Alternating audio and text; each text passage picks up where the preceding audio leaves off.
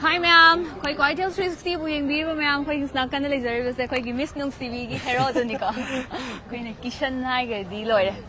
Aduga JB ma'am na su he na hek u bakan da ko. Keno kai oina urong ni khang bra. Kai mali. Khang de ai de. Hai ra ge. Hai ro. Si bai ni nung si man bai ni.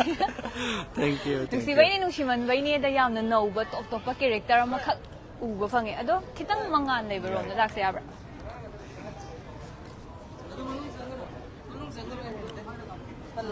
Sai da lak tigir. Sai ngan bra sa.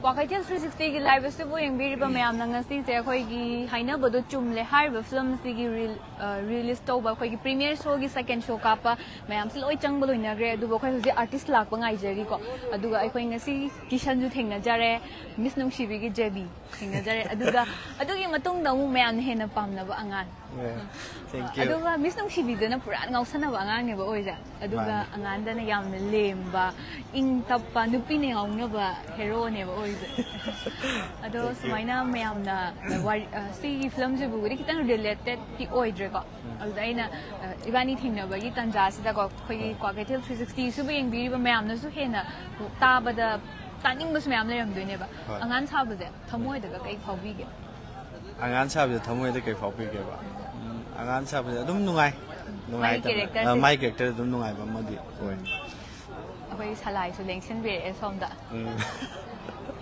Ado keno je ai khoi na yeng ba da su ko yam ing tappa no phet ta ga tawra lei bu ko si ma sai ro no isa ma ne wai sa no ko de dum nok pa do ai di all time dum happy sao bu je kamai tawge sao bu je ai ji khang de de ong ta sao dri ba sao ram dei man da ba su sao bu je matang goi Yari ngay khoi gi kisan je sugau thau de ko sine hai ning je ado matung da su he na mayam na pam na ba hai di hero ma oi biro mayam gi matam kuina sang na seba to biro mayam gi Okay ojara ke hagat jari